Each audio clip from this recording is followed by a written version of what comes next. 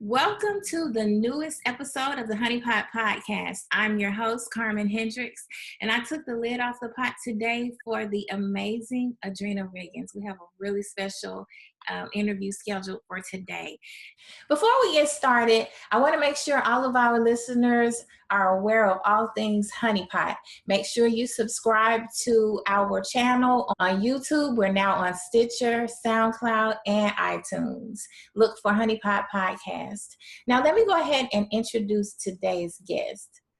Adrina L. Riggins is a licensed professional counselor intern serving the Greenville and Spartanburg, South Carolina communities.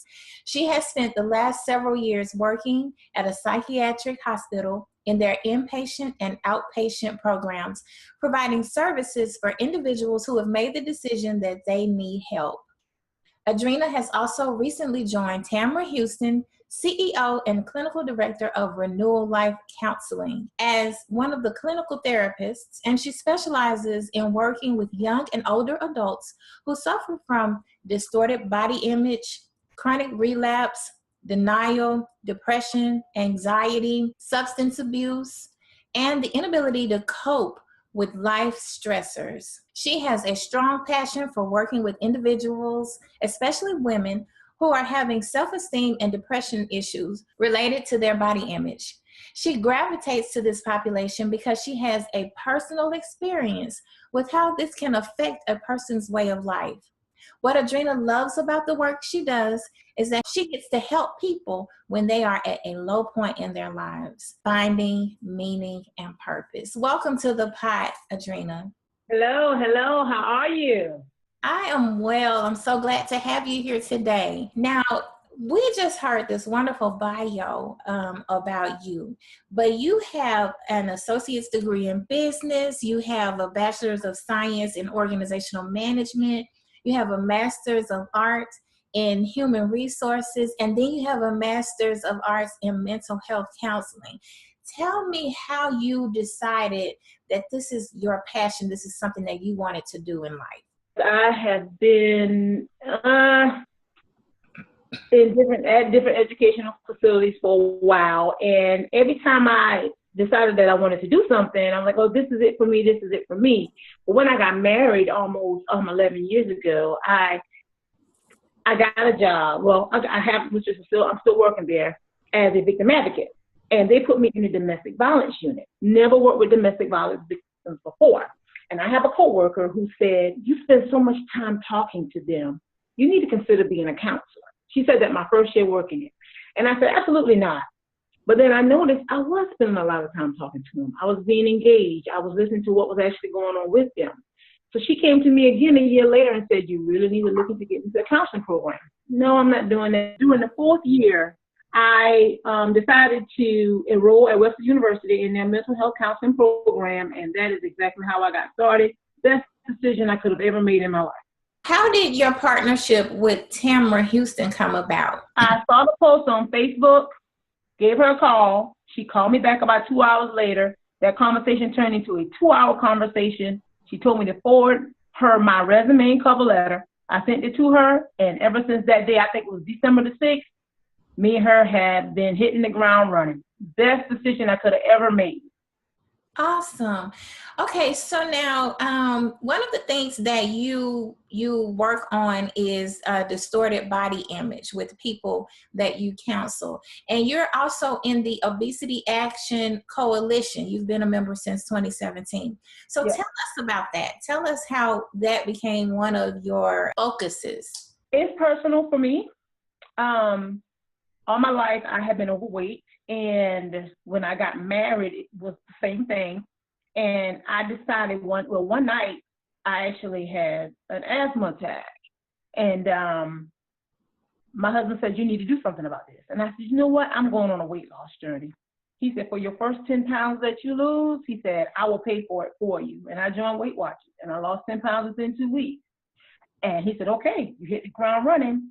And this March will make 6 years on my journey that I've lost 100 pounds on my own through straight diet and exercise.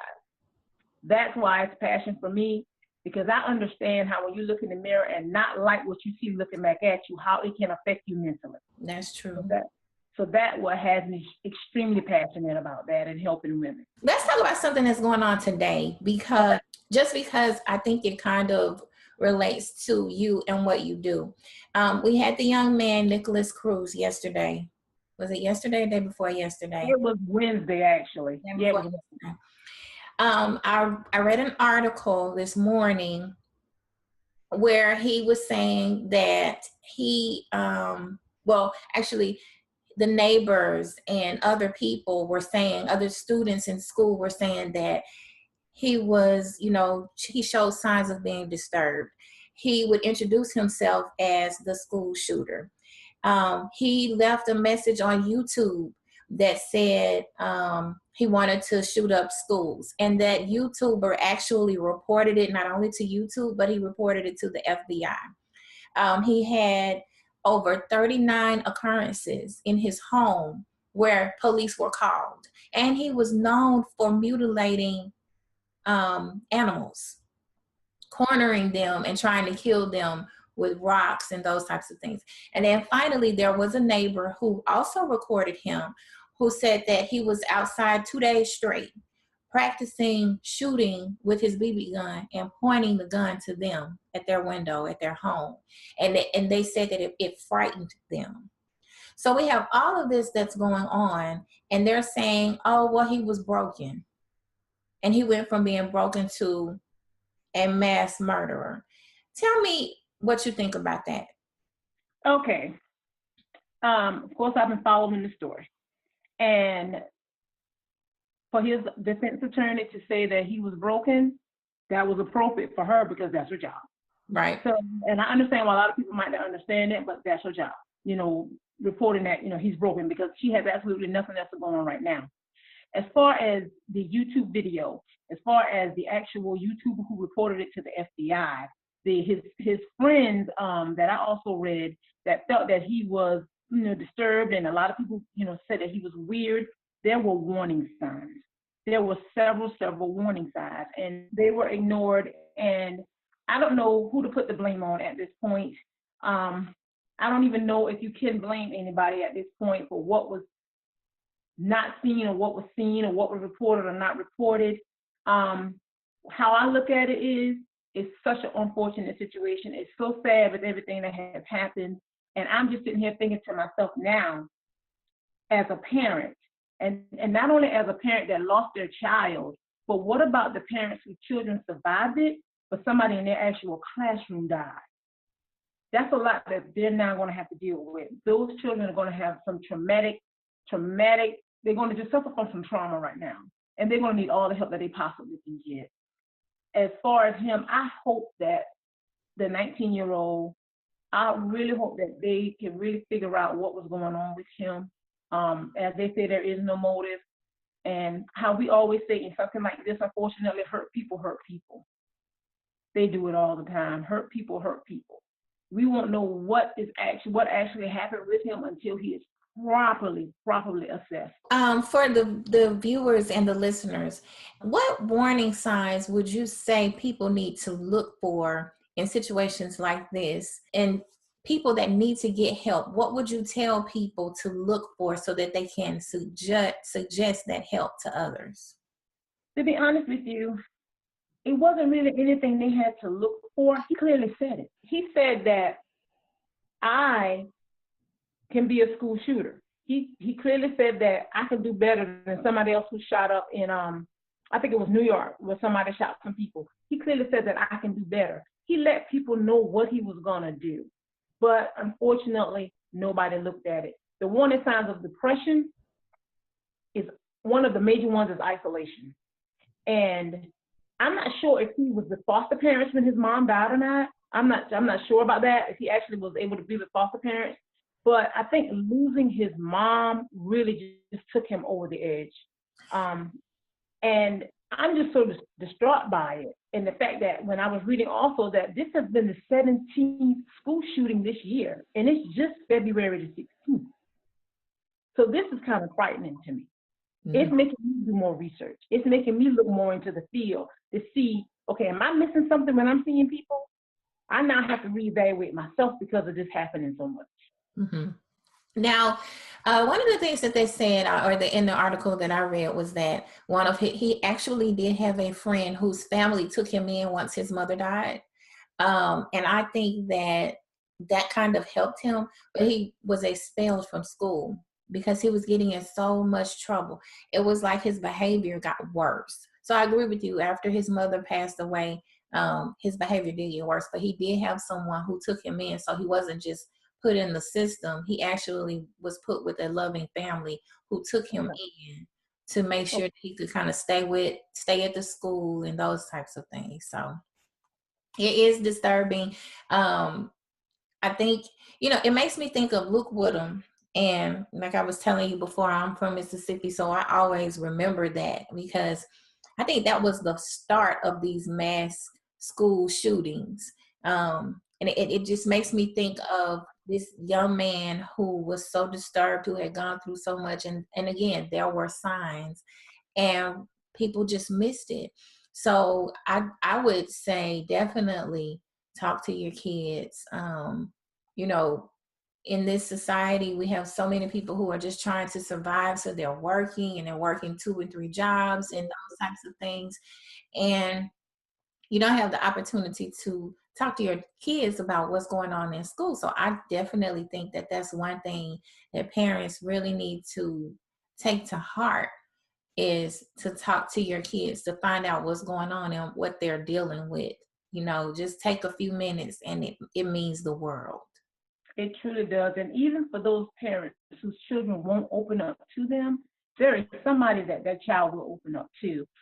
That's why we in this profession as mental health clinicians, we have the skills to be able to build rapport with a stranger. And a lot of times, once you build that rapport and you build that relationship, you can get things out of people that other people can't. And of course, what we do is confidential, but we also have times where we have to breach that confidentiality. And that is if you want to threaten to harm somebody else or threaten to harm yourself. Nikolas Cruz, he clearly said that he was going to do this. He did. The signs were there. Everybody missed it. I think for the police to have been called out to their house 39 times in 7 years, that is a clear indicator that something is going on. But what disturbed me most was when I read it, when they said there was no reports that were available. Mm-hmm. I didn't quite understand that if you were called out 39 times. But once again, I'm not a law enforcement officer, so I don't know. I know they have a tough job and they have to answer every single call that comes to them. With Nikolas, I'm going to stay on top of this because I'm really concerned about what they may possibly give him a diagnosis as, even if they give him one at all. Right now, they're saying depression, but we don't know. That's just an assumption.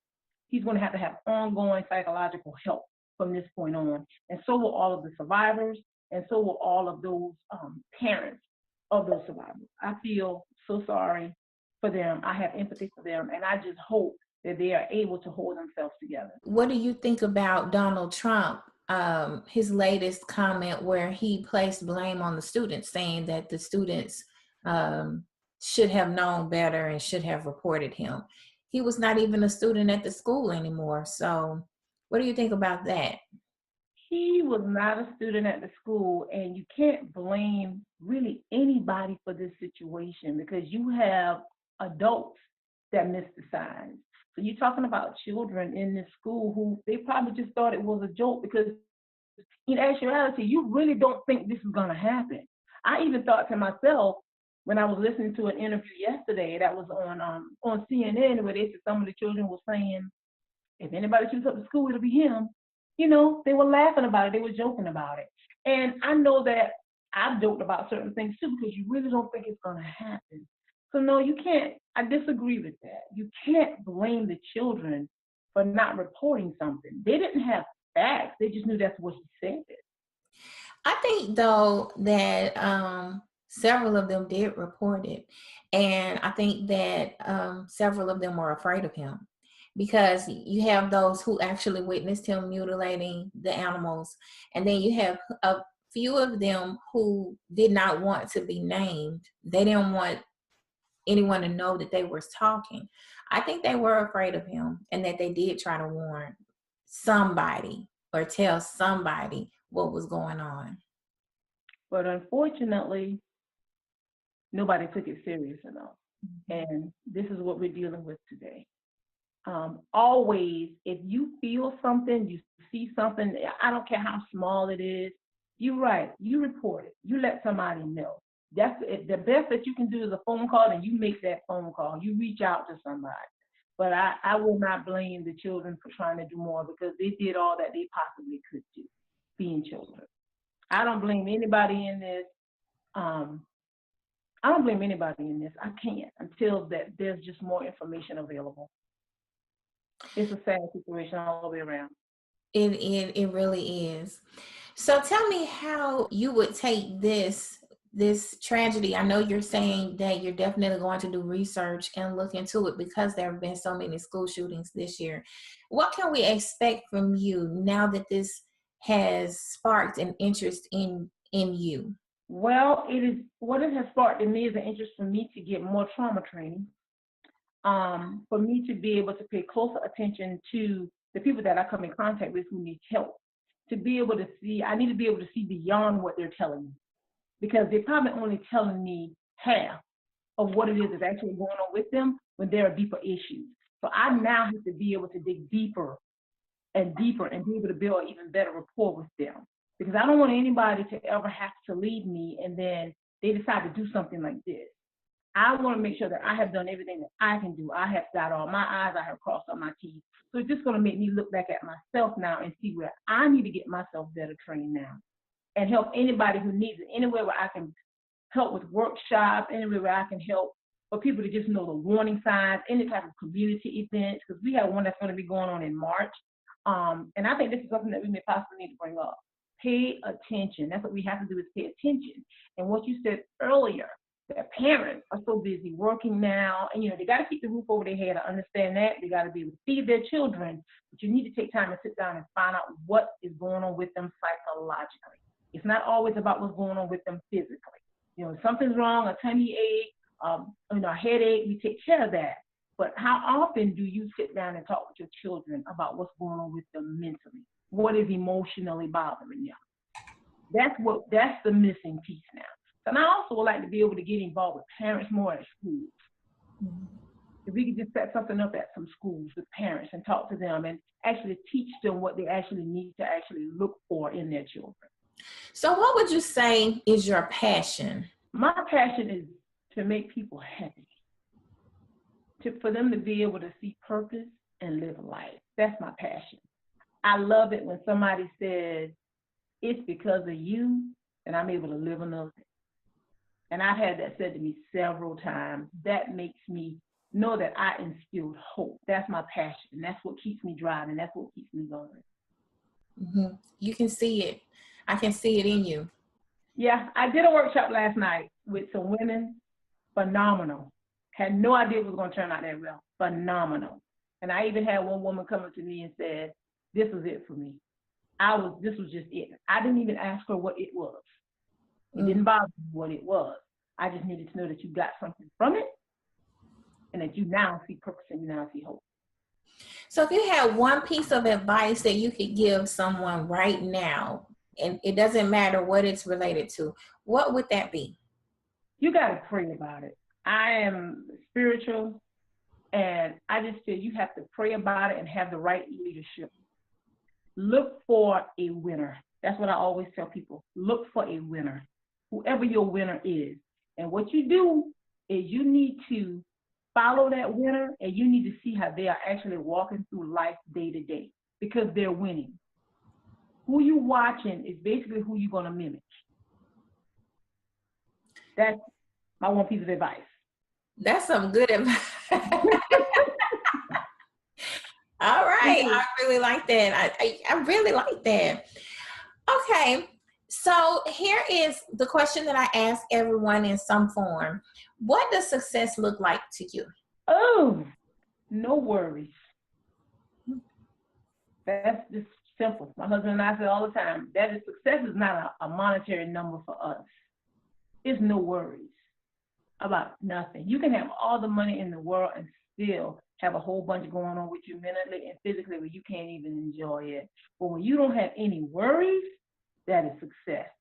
So apparently I hadn't reached it yet, but I'm on my way.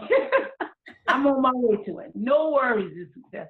It's nice to hear you say that, because that is success, to not have to worry and to just know that it's going to be okay. But if in some way you know that it's going to be okay because you have faith.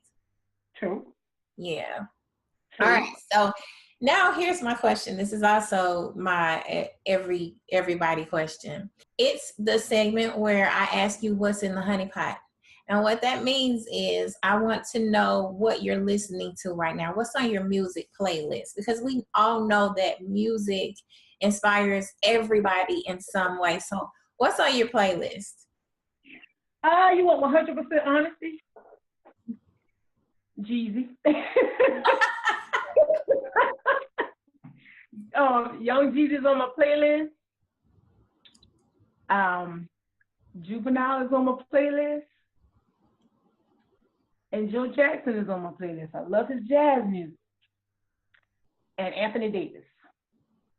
They're on my playlist. And I know that's kind of far, kind of out there, but it depending on how I feel is what I need. Because sometimes I need that jazz to smooth me out. And sometimes when I want to hit it hard, I need to hear Jesus. Mm-hmm. That's motivating for me. And it's motivating for me. That's what's on my playlist. Okay. Now, do you have any last words for our listeners and viewers? Listeners and viewers out there, I want to first and foremost thank Carmen for having me on her show. I think this is awesome. This is wonderful.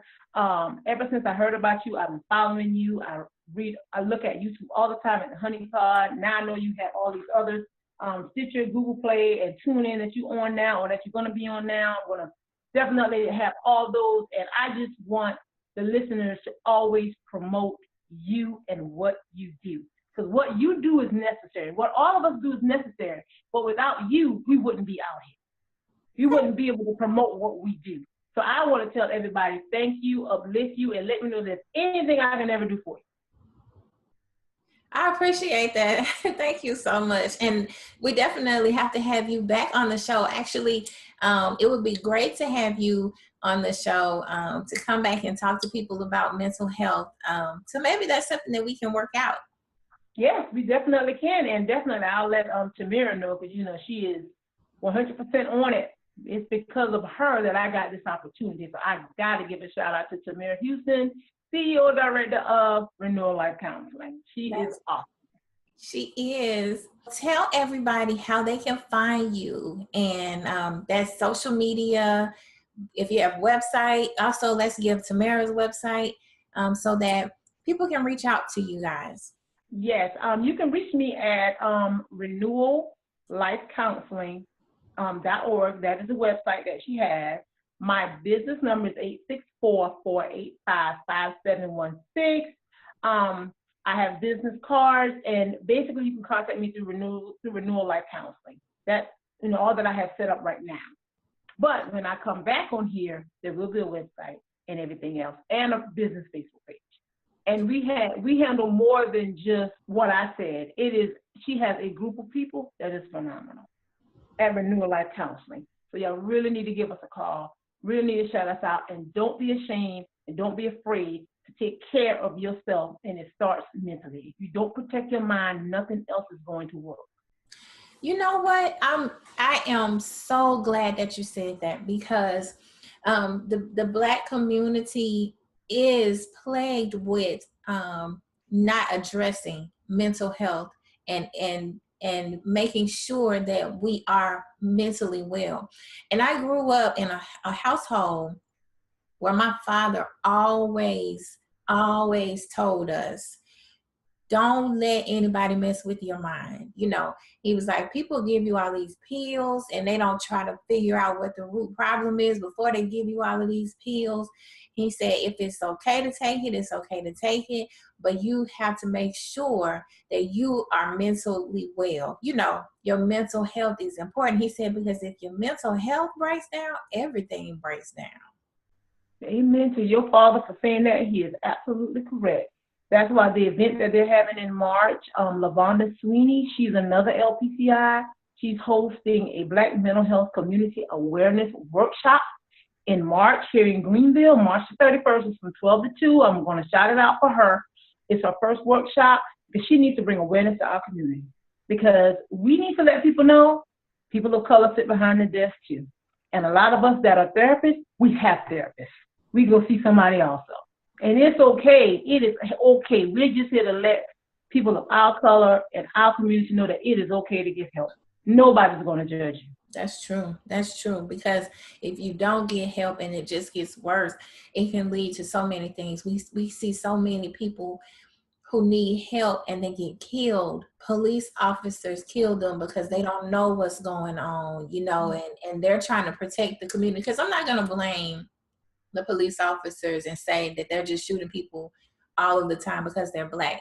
I've had several conversations with several officers who have said, when you're in that situation and somebody is coming towards you or they're doing something, you don't know what their background is and you're giving them commands, then you have to stop them. So I would like for us to have conversations with them to say, well, let's use other means, not just shoot. Let's try to use something to, the tasers and those type of things. But they were able to kind of make me see where they were coming from. And if we don't get help, the help that we need, and we're just out here and people don't know what's going on, then it can result in an untimely death. I think that's something we really, really should focus on as a community. I'm so glad that you came on the show today. And I'm so glad that you had me today. And everything you said just now, I totally agree with 100%. Because I work with police officers also. They have a tough job. It's almost like a double-headed sword. At this point, you just don't know which way to turn. But I do agree, you don't have to use the most deadliest force. There are other means that you can use. And what it does is it forces a lot of people now to fight back. We don't need a war. We don't need another war. That's the last thing that we need. Yeah. We need to go back to, and I've said this on a couple of other shows, I really wish we could go back to officer friendly. I really wish that we could go back to having that officer that's in the community that knows the people in the community, because then they know what's going on and they will be less likely to use deadly force. I really wish that that's something that could be implemented again into our communities. I know that we need a check and balance, because you don't want someone that's in the community and they're letting people get away with murder. But you also want to make sure that you have somebody that's in the community that knows what's going on, that won't kill somebody because they don't know that this person has an issue, or that this person, you see what I'm saying? If we could get back to that. Absolutely. And we had that back where I'm from. I live in Spartanburg, but I'm originally from St. T. We knew all of our officers. They knew us and we knew them. We was at the local McDonald's, they were at the local McDonald's. So it wasn't an issue. But that was 20-something years ago. It's no longer that. And to be honest with the community that I live in now, I don't know who my local police officers are. I have to admit, I do not. That's something I need to work on. And I'm glad you brought that up. That's something I need to work on. Yeah. It would probably be a good thing if we could have something for the officers, to show them, listen, we're not your enemy. We know that you're here to protect us and serve the communities. So what can we do to contribute to help your job be easier? I think that would be a good idea. That's something we should explore that. We should. I'm glad you brought that up. Yeah. We should. Let me see who I can talk to about helping me with that. Yeah. Okay, well, I'll go ahead and end with my Carmenism. And I don't know if it's so much related to today's conversation, but here it is. Stand up for what you believe in and stay true to yourself. If it doesn't feel right, goes against your principles, or puts you in a situation that can have potential repercussions later on, don't do it. Sometimes you just have to say no. I love it. Thank you. I love it. And I will be using that. I just want to let you know. Go ahead. All right. Well, thank you so much for coming on the show. We really appreciate having you. We plan on having you back on the show, so be looking forward to hearing from me soon. I'm so glad that you came. I want to thank our audience for taking the time to listen to the Honey Pot today. I'm your host, Carmen Hendricks. Be sure to subscribe to the podcast and like us on Twitter, Facebook, and Instagram using the handle @HoneyPot Podcast. You can also find me at CarmenHendricks.com. That does it for today's show. I'm putting the lid back on the pot. Thank you, everyone. Goodbye. Thank you. Goodbye.